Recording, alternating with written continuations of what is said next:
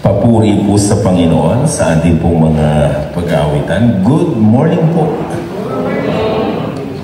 Yan, medyo masamang pakiramdam ko kagabi. So, pray for me na makaabot tayo mamaya. 1 Corinthians chapter 16 verse 14. Everything you do should be done in love. Take note the word everything. Ano yung sabihin na everything? Lahat. Diba? All. So, ang sinasabi niya, everything you do, so dagdagan natin, everything you say, everything you think, everything you post in your social media account should be done in love. Dapat yan nakapost sa mga office.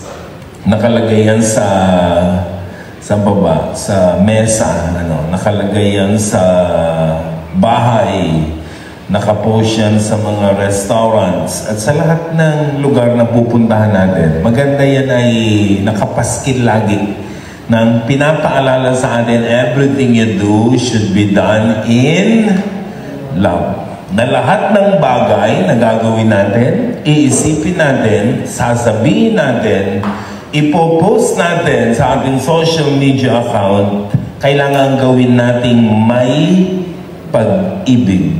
Halimbawa sa workplace natin. So kung nakalagay yan, so lahat ng sasabihin mo, gagawin mo, iisipin mo, gagawin mong lahat na may pag-ibig. Diba? Sa church, mag-offering ka na may pag-ibig. Nakaupo ka riyan na may pag-ibig. Diba? Sa social media, lahat na ipopost mo, lahat na i-comment mo, diba? Lahat ay merong pag-ibig. Diba? Dapat ganun tayo. Sa mga kakainan natin, dapat merong pag-ibig ang pag-order natin. May pag-ibig ang pagtawag natin sa mga crew. Diba? Hindi yung parang lagi tayong pananagutan nila na laging utusan sila. Diba? So, dapat may pag-ibig ang lahat ng ating pong mga ginagawa, dahil ang pinakamahalaga sa buhay ng tao ay pag-ibig.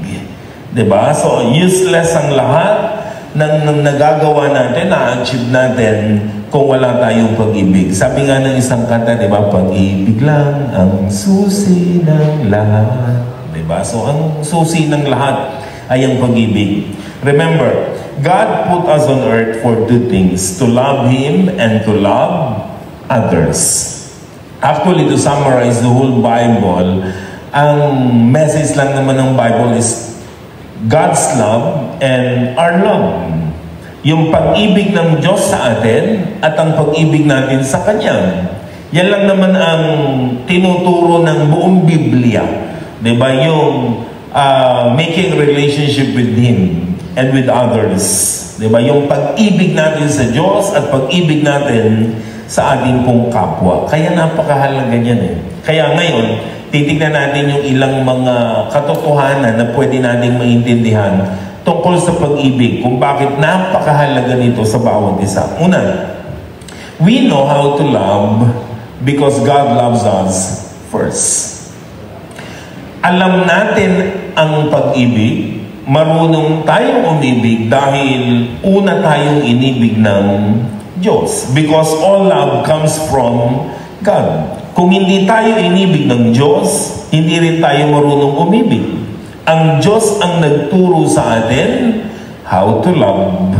Kaya sabi ng unang 1:4-8, mga minamahal, mag-ibigan kayo sapagkat mula sa Diyos ang pag-ibig. Ang bawat umiibig ay anak ng Diyos at kumikilala sa Diyos. Ang hindi umiibig ay hindi kumikilala sa Diyos sapagkat ang Diyos ay pag-ibig. In other words, kung hindi tayo minahal ng Diyos, kung hindi labing ang Diyos natin, walang pag-ibig sa mundo. Because God is the source of all love. 1 John 4:19, tayo umiibig sapagkat ang Diyos ang unang umibig sa atin. We know how to love because God loves us first. So He takes the initiative. He showed us how to love by sending His Son to die for us. Ngayon, tanong ng iba, Kung ganun po, bakit marami pa rin pong hindi loving? Diba? Bakit marami pa rin hatred? Marami pa rin mga bitterness sa puso ng tao? Bakit merong mga tao hindi marunong yatang magmahal? Itsura pa lang nila, hindi na kaibig-ibig at hindi na marunong umibig. So bakit merong ganyang mga tao? Actually, kung bakit may ganyang mga tao, dahil hindi nila lubos na nauunawaan ng pag-ibig ng Diyos sa buhay nila. At hindi nila na-experience pa ang pag-ibig ng Diyos sa kanilang buhay. Kailangan ma-experience mo yung pag-ibig ng Panginoon. You need to experience God's love, then let it flow through you. Halimbawa, tingnan nyo. 1, 3, 16. Alam natin ito Diba? Ano sabi ron? Sapagkat gayon na lamang ang pag-ibig ng Diyos sa sangkatauhan, sapagkat ibinigay niya ang kanyang kaisa-isang anak, upang ang sino mang sumampalataya sa kanya hindi mapahamak, kundi magkaroon ng buhay na walang hanggan. Bakit tayo minahal ng Diyos? Para hindi tayo mapahamak. Napakalinaw ng ibig sabihin. Minahal ka ng Diyos kasi ayaw niya na mapahamak ka. Diba? Yun, napakasimple, diba? Pero napakalaman. Dahil gusto niyang bigyan ka ng eternal life with Him in heaven.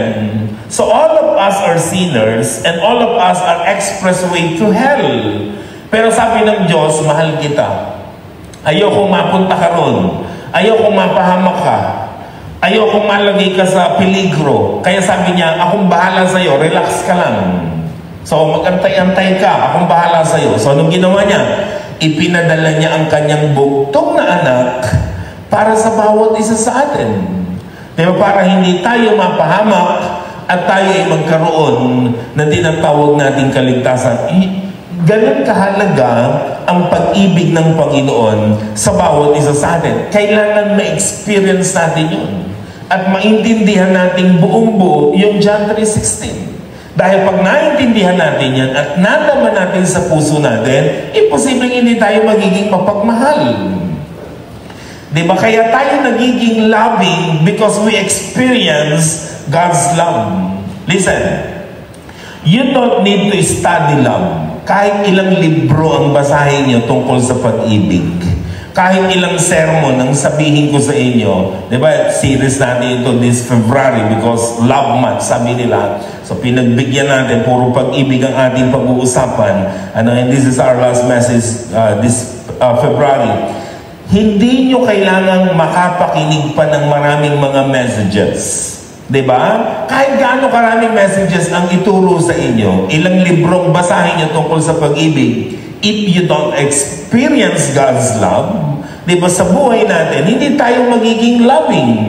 Kailangan maramdaman natin at maranasan natin yan sa ating pong mga buhay. Because you cannot give love in the first place without receiving it first. Diba sabi nga, you cannot give what you don't have. Paano mo ibibigay ang wala ka? So paano ka magmamahal kung hindi ka nakadama ng pagmamahal ng Diyos sa bawat isa sa atin? Tandaan niyo mga kapatid, iba ang ugali ng mga taong nakakatanggap ng pag-ibig. Tama? Iba ang ugali ng mga taong busog sa pag-ibig. Tingnan niyo katabi niyo. Tingnan niyo, busog ba yan sa pag-ibig o gutom sa pag-ibig? Maraming mga tao, alam niyo, pag ang tao kasi ay busog sa pag-ibig, di ba? Iba ang ano niyan sabi nga nila mayat-maya nakangiti yan, nakatawa yan. Di ba? Kasi busog sa pag-ibig. Kahit masagasaan niya ng piso, nakangiti pa yan kasi pag-ibig di ba? Punong-puno ng pag-ibig. Makarinig lang ng love song sa jeep, tawa ng tawa, kinikilig. Bakit? Dahil may pag-ibig.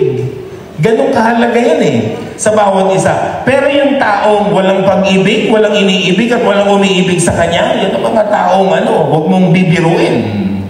Diba? Talaga namang tablado ka riyan. Kasi nga, napakahalaga ng pag-ibig. Parang sa mga anak, kasi ninyo yung mga anak nyo.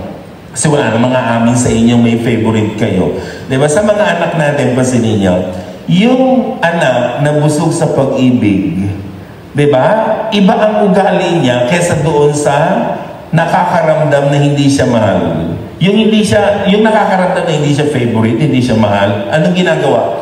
Tatanim ng sama ng loob, nakikipagkompetensya. Diba? At paglaki niya, humanda kayo kasi meron niyang binuo sa kanyang puso. Diba? Sasabihin niya, humanda kayo pagtanda ninyo. Diba? Ganun ang ibig sabihin niya, mga kapatid. Diba? Pero kung nakaramdam sila ng pag-ibig, hindi nila ma-experience yung ganung mga bagay.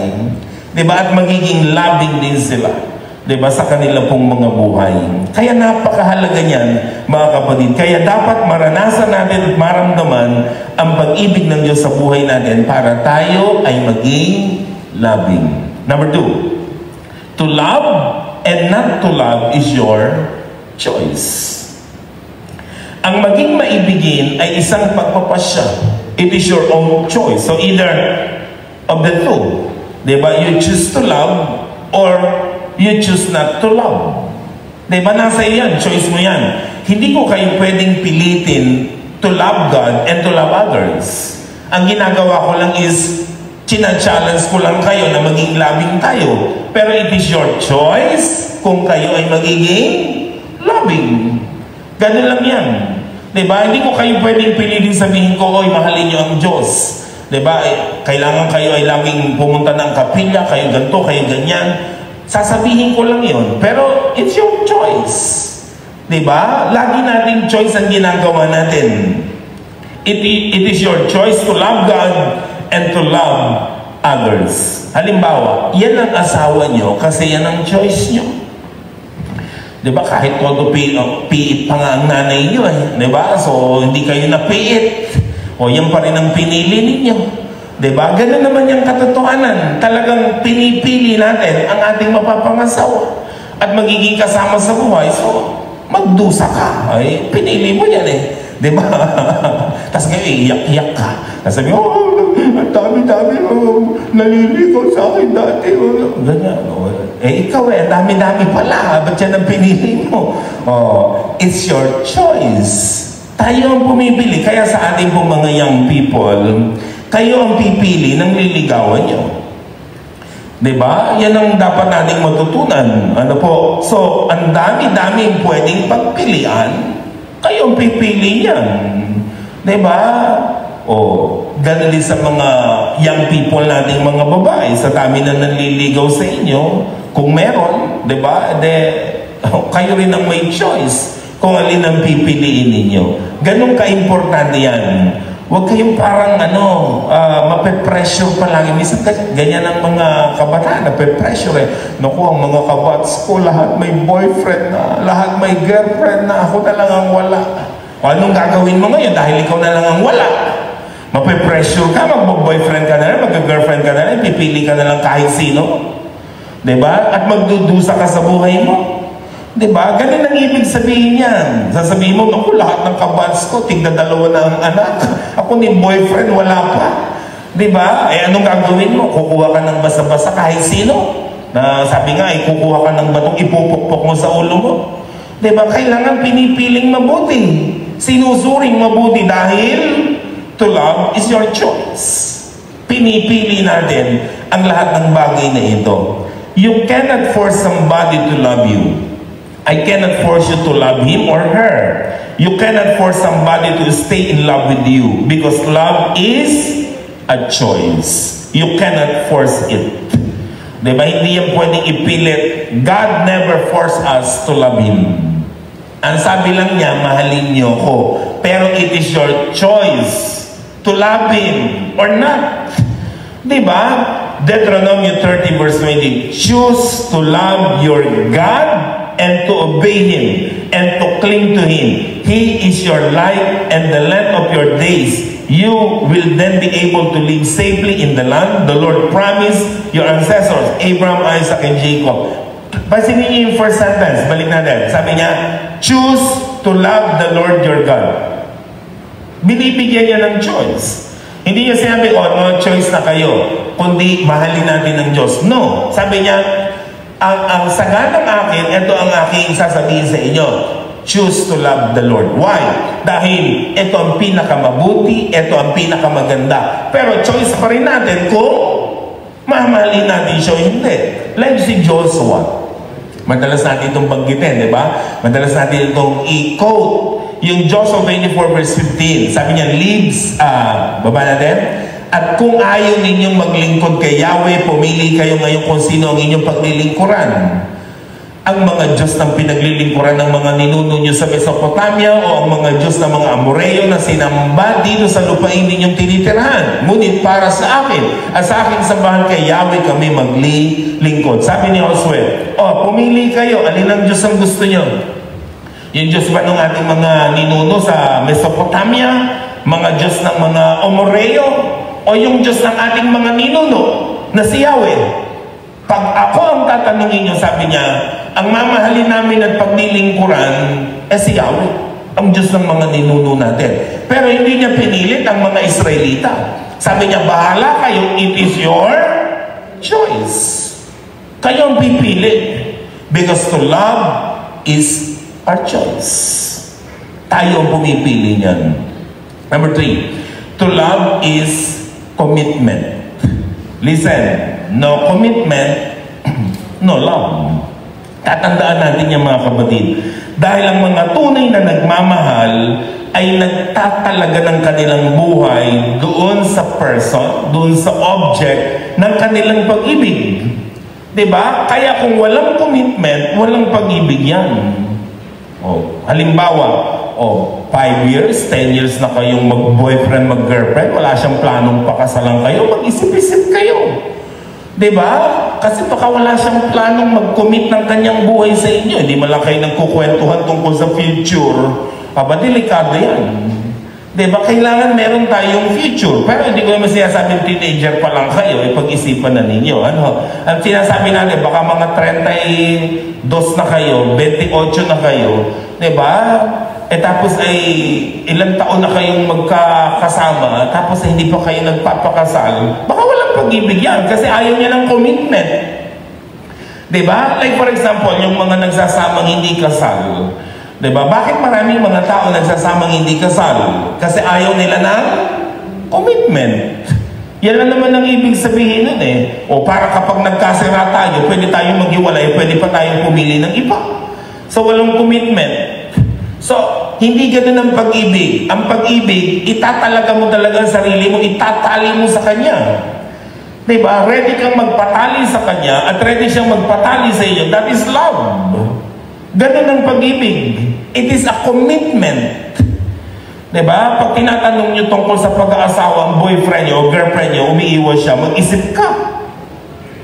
Diba? Kasi ang pag-ibig, nagbibigay yan ng commitment. Kaya napakahalaga niyan. Ang taong nagmamahalan, merong commitment sa isa't isa. Halimbawa, Mark 12:13. Love the Lord your God with all your heart, with all your soul, and with all your mind, and with all your strength. That is commitment. Kaya mo bang gawin yan? Mahalin mo ang Diyos ng buong puso, buong kaluluwa, buong pag-iisip, buong lakas. Nang hindi mo ikinukumit ang buhay mo sa Kanya, mahirap yan. Kaya nga hindi natin magawa yan, diba? Dahil baka hindi ganun ang pag-ibig natin sa Kanya. Dahil kung mahal talaga natin ang Diyos, we love Him with all your strength, with all your mind, with all your might, diba?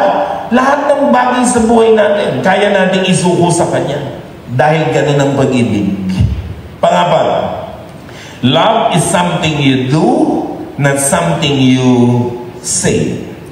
Pwede mong sabihin araw-araw na I love you, mahal kita, 143, 5254. Ganyan yung mga terminology. No? Alam ba ng kabataan nyo? Yung 5254. Alam ba? Di na.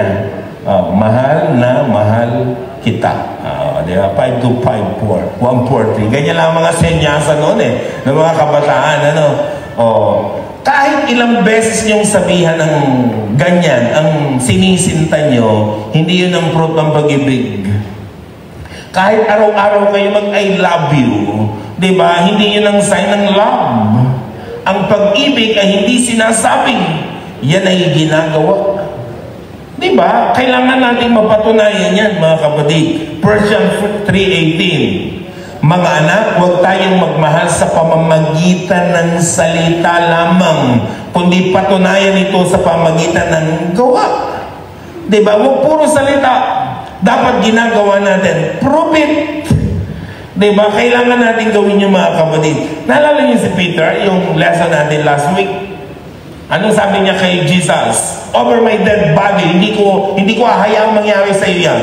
Then, 3 times itinatwa niya si Jesus. Ngayon, nagkita silang muli after resurrection. Sabi ni Jesus, do you love me? 3 times tinanong siya ng Panginoon. Bakit 3 times siya tinanong? Sinasabi niya, Peter, ayoko ng puro salita. Minsan nang napako ang sinabi mo, I need proof. Kaya sabi niya, feed my flock. Care for my flock. Gawin mo ang ministry mo. Prove your love to me. Huwag mong sabihin lang, patunayan mo ito sa pamagitan ng iyong gawa. Sabi nga nila, huwag mong sabihin, gawin mo. Ganyan ang pag-ibig. Diba? Number 5, love must be our special skill. Marami tayong skill.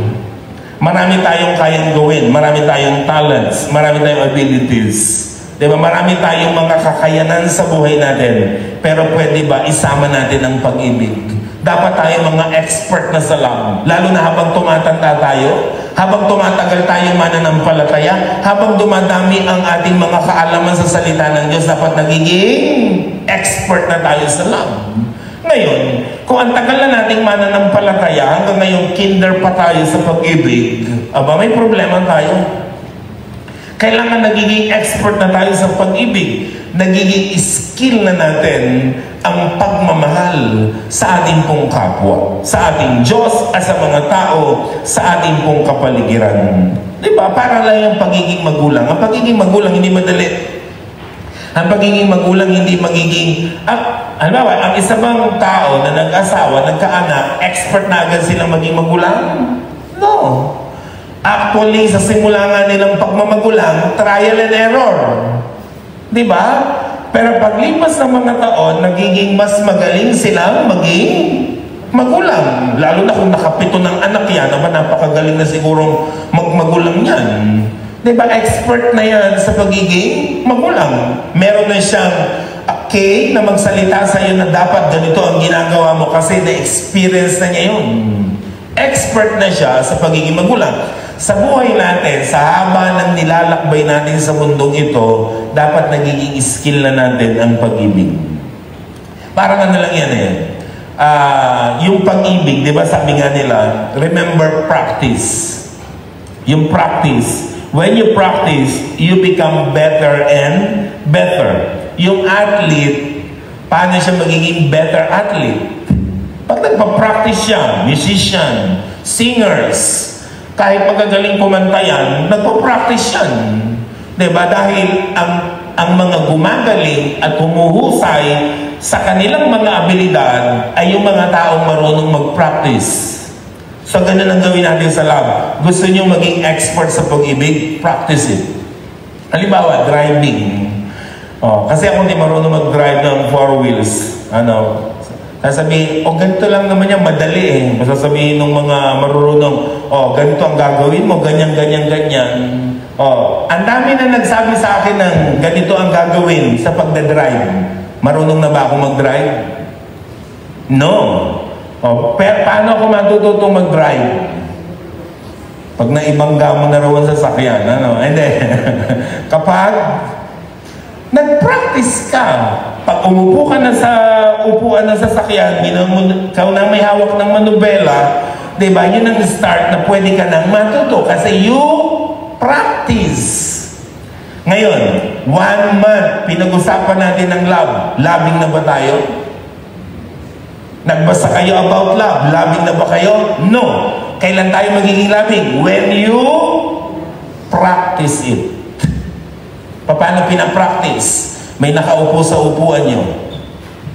Linggo, may nakaupo sa upuan nyo. Practice nyo yung love. Diyan ako nakaupo. Paano ka magiging loving? Hindi ibig sabihin, practice it. May nakaupo na. Dito na lang ako uupo. Sa kabila. Na-practice mo yung loving, therefore, nagiging mapagmahal na tayo. Diba? You practice it, mga kapatid. Pinapractice ang pag-ibig. Ganyan ang dapat nating ginagawa sa ating pong mga buhay. May nakakainis na tao, diba, sa paligid natin. Paglabas nyo palang mamaya, diba, meron ng nakakainis na tao na sasalubong sa'yo. Practice it. I-practice yun ang love. Diba? Dahil kahit ilang sermon ang mapakinggan natin, hindi natin pinapractice ito, hindi tayo magiging loving. Number 6, no time, no love. Ganun lang naman kasimple yan. Pwede pa namang minamahal mo siya, wala kang oras sa kanya. Ang taong nagmamahal, nagbibigay ng oras. Dahil kapag tayo nagmahal, yung oras natin binibigay natin sa kanya. Actually, di ba pag mahal mo nga isang tao, yung oras mo kulang. Na-experience yun, parang, ang bilis naman ang oras. Kami na maghihiwalay na tayong muli. Di ba? Yung mga ko, ang tagal ng gabi, bukas pa'y magkikita na kami. Okay? Ang bilis ng oras pag kasama mo siya, ang bagal ng oras kapag di mo siya kasama. Kasi gusto mo talagang lagi siyang nariyan. Nagbibigay ka ng time because you love. Diba? Nagmamahal ka eh. So hindi pwedeng nagmamahal ang tao na hindi siya nagbibigay ng oras. Sabi nga, the correct spelling of love is not L-O-V-E, kundi T-I-M-E. Time. Listen. Don't just find time. Make time. Bawa nagmamahal kayo ng isang tao, huwag yung sasabihin, sige, gagawin ko ng paraan. Hahanap ako ng oras para tayo magtagpo. Hindi ganun ang pag-ibig. Hindi yan naghahanap ng oras, kundi yan ay gumagawa talaga. Diba ng oras niya para dyan. Like for example, pag devotion, pagbabasa ng Bible, don't just find time to read the Bible. Di kayo makakapagbasa. Make time. Diba? Kahit ano sabihin sa inyo, magbasa kayo ng Bible, read Bible, ganito, ganyan, ganyan, ganyan. Sasabihin nyo, kasi busy ko. Gagawa ko ng paraan. Ako'y, kung saan ako open, doon ako magbabasa. Alam mo, marami ng ganyan, hindi nakapagbasa ng Bible. Buong buhay nila.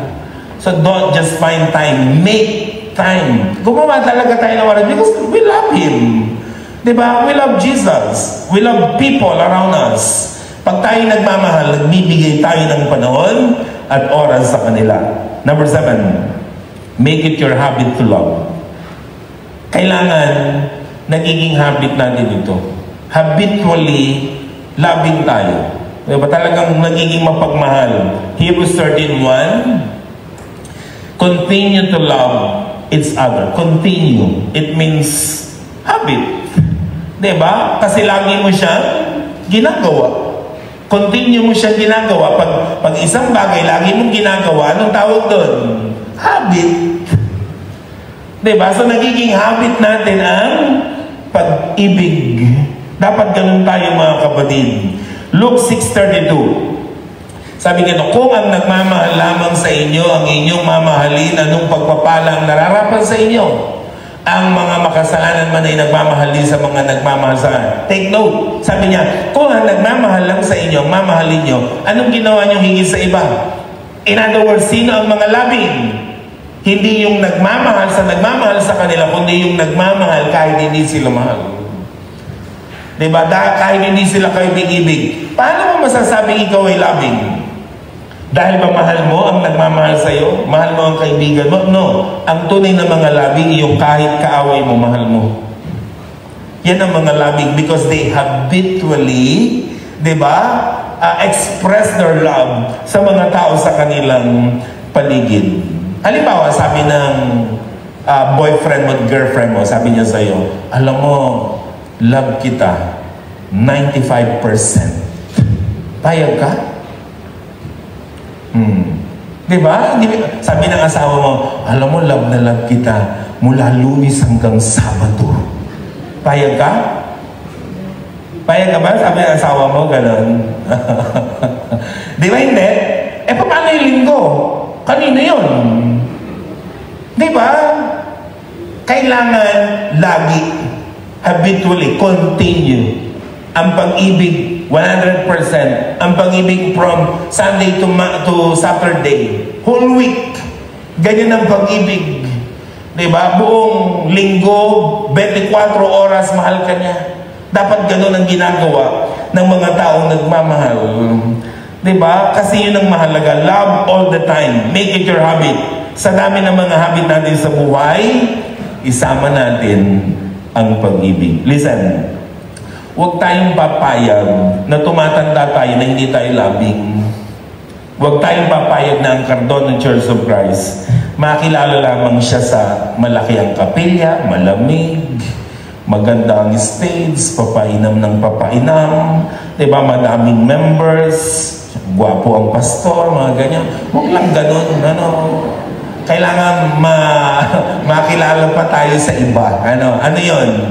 Na ang Cardona Church of Christ, loving. Diba?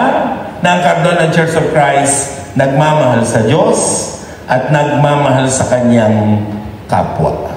Diba? Ganun kailangan tayo, mga kapatid. Let's pray. Panginoon, teach us how to love. Gusto ko pong maging mapagmahal tulad ninyo. Gusto ko pong lumago sa pag-ibig ko sa inyo at sa aking kapwa.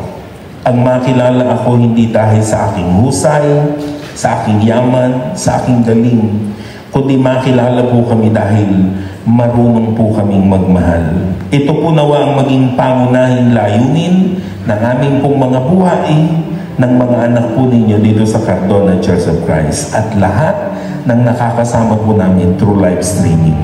Sa pangalan po ni Jesus. Amen.